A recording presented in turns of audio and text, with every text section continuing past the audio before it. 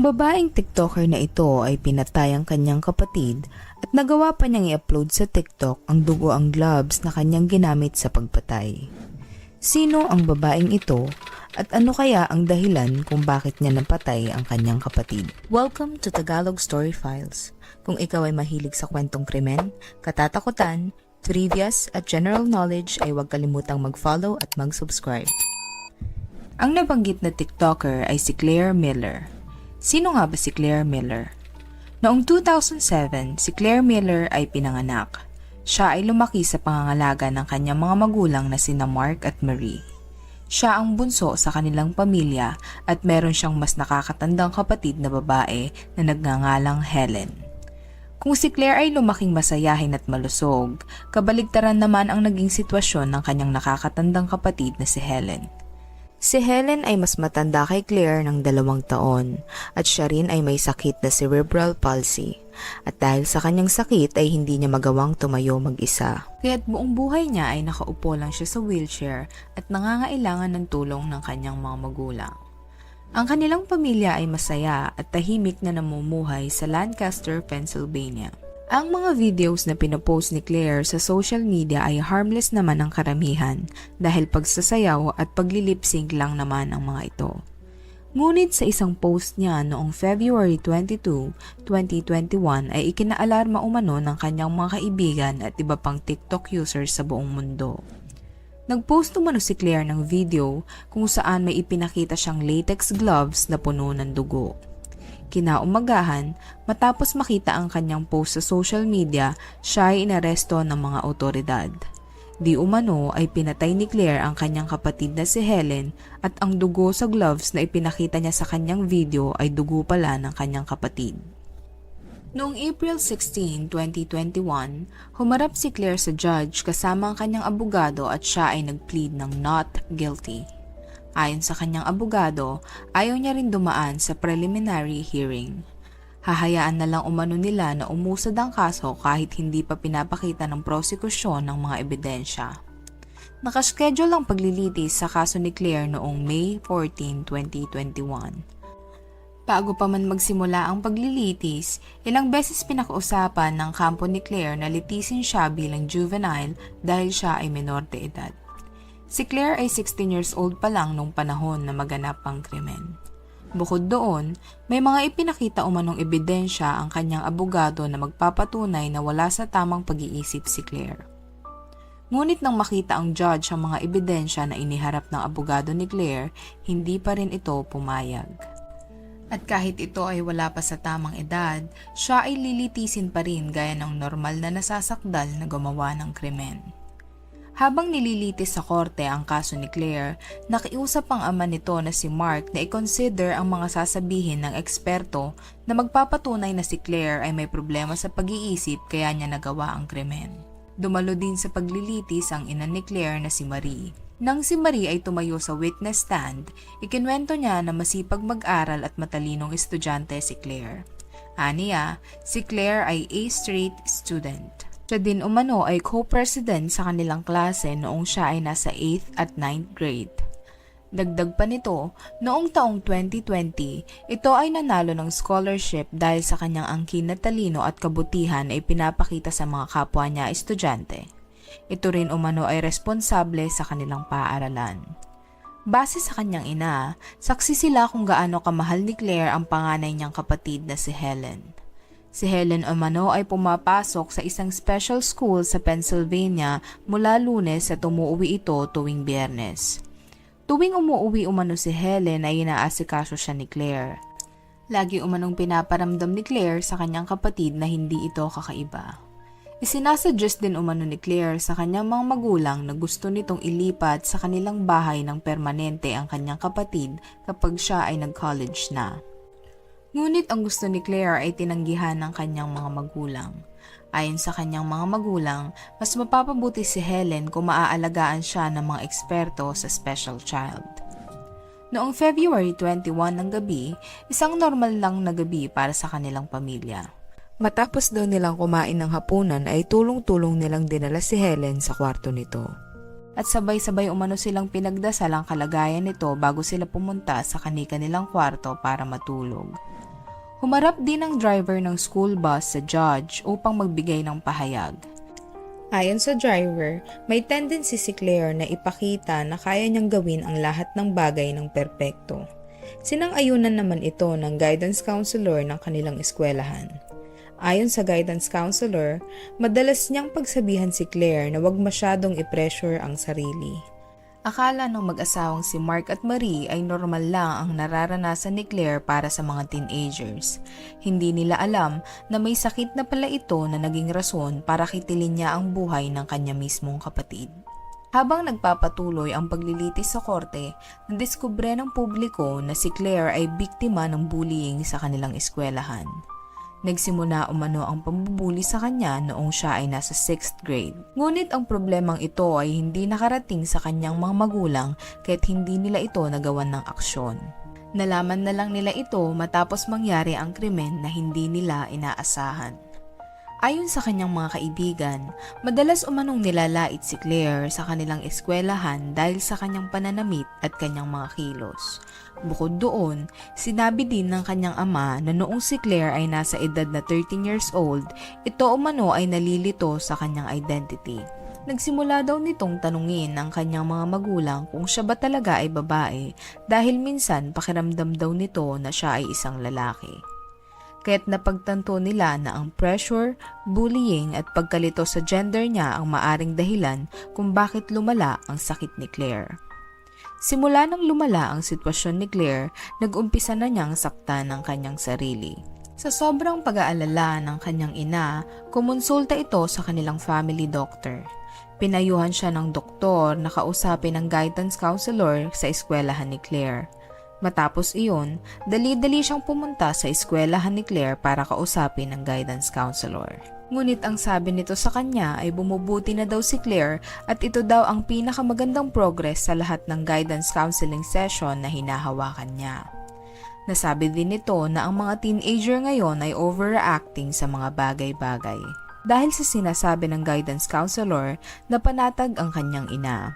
Kaya't imbes na lumapit ang mga ito sa mental health expert, naisip nilang mag-asawa na hindi na ito kailangan ni Claire. Akala ng mga magulang ni Claire ay magiging maayos na ang lahat. Ngunit noong nagkaroon ng pandemya ay naapektuhan ng sobra si Claire. Kasabay ng pagsasara ng napakaraming establishmento, nagsara din ang eskwelahan kung saan nakakatanggap ng guidance counseling si Claire. Dahil doon, lumala ang depression ni Claire. Halos hindi na umano ito lumalabas ng kanyang kwarto.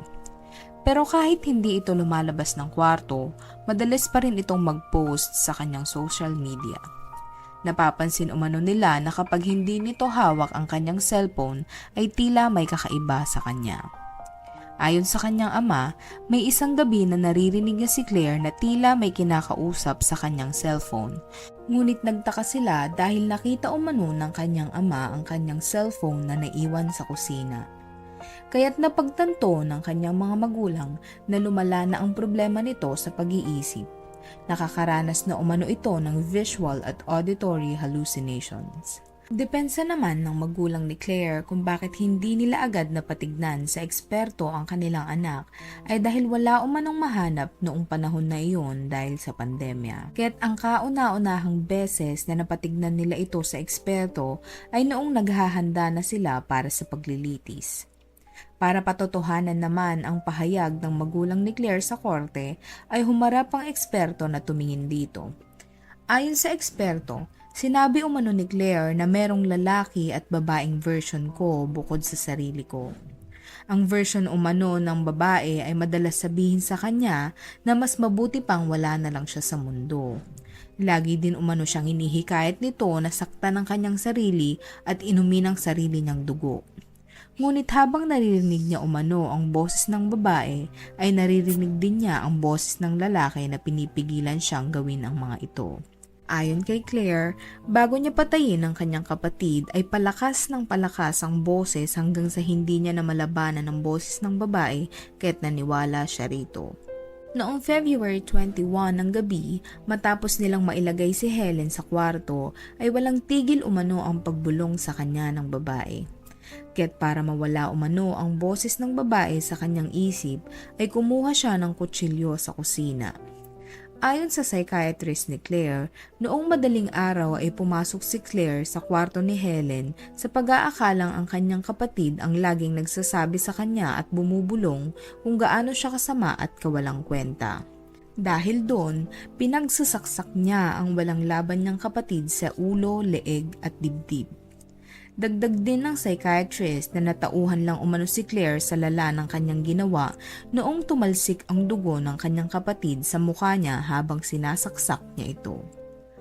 Nang siya ay matauhan, nagulat siya at nagsisi sa kanyang ginawa kaya't agad niyang kinuha ang kanyang cellphone at tumawag sa 911.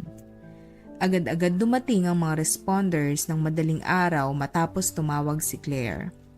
Nakita umano agad nila si Claire na nasa labas ng kanilang bahay. Ayon sa kanila, noong una nilang makita si Claire, akala nila ay inaabuso ito ng kanyang mga magulang. Ngunit nagbago ang lahat nang mapansin nila na ang suot nitong damit ay puno ng dugo. Nakita rin nila na ang niebe na malapit sa inuupuan ni Claire ay may mga dugo dahil pinahid pala ni Claire ang kanyang kamay sa mga ito. Agad-agad pumasok ang mga otoridad sa bahay nila Claire para tignan kung ano ang nangyari. Gulat na gulat naman ang mga magulang ni Claire na makita ang mga pulis sa kanilang bahay.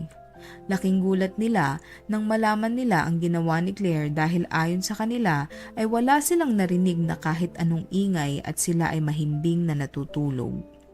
Dali-dali silang pumunta sa kwarto ni Helen at nang makita ang kaawa-awa nilang anak ay agad-agad nila itong isinugod sa ospital. Ngunit noong dumating sila sa ospital ay wala ng buhay ito at idineklarang dead on arrival noong 4:30 ng madaling araw. Sinang-ayunan din ng isa pang doktor na may problema talaga sa pag-iisip si Claire noong nangyari ang krimen.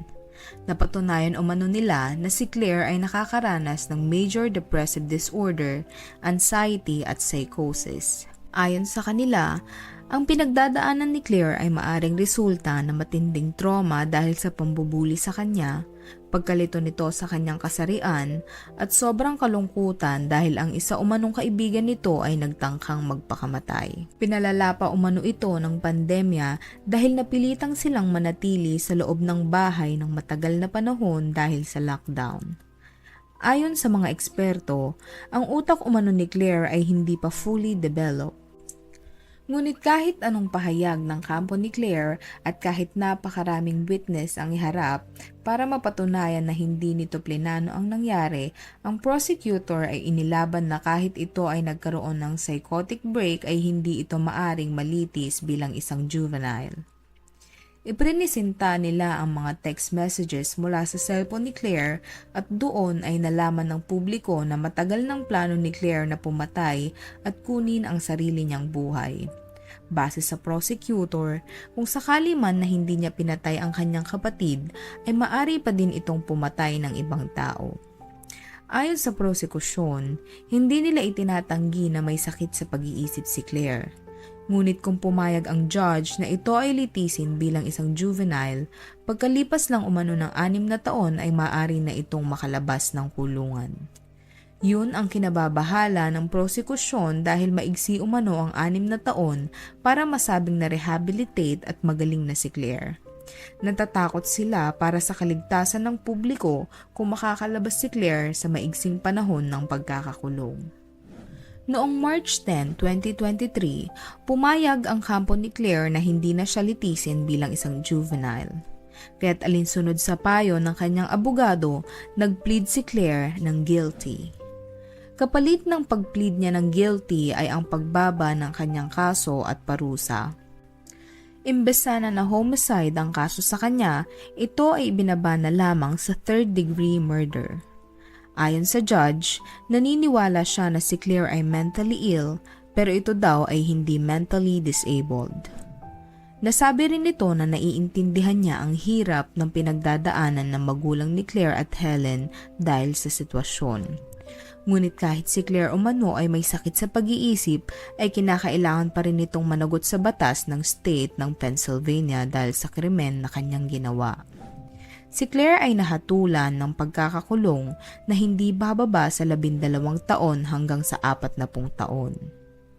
Matapos kumalat ang krimen na nangyari, dumami ang followers ni Claire na umabot sa 22,000 dahil maari sigurong na-curious ang mga tao sa mga activities na ginagawa ni Claire sa kanyang social media account. Ang huling post niya naman kung saan makikita ang dugoang latex gloves ay umabot sa million ang views. Agad-agad umaksyon ng social media platform at binura ang account ni Claire.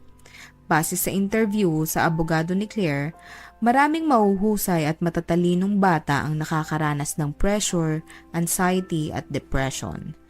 Kaya't pinayuhan ng abogado ang mga magulang, guro, kaibigan at mga mental health professionals na maging mapanuri sa mga ugali ng mga ito. Ayon sa kanya, kahit gaano pa man kaliit ang pagbabago sa ugali ng isang tao ay huwag itong ipagsawalang bahala dahil maari umanong senyalis na ito na may pinagdadaanan itong mabigat. Dahil kung pababayaan umano ang ganito ay maaring mauwi sa trahedya katulad ng nangyari kay Claire. Sa tingin mo, gawa lang ba ng sakit ni Claire ang nagawa niyang pagpatay sa kanyang kapatid o siya talaga ay isang mamamatay tao? At sa tingin mo ba, tama lang ba na siya ay hindi nilitis bilang isang juvenile? Comment down below.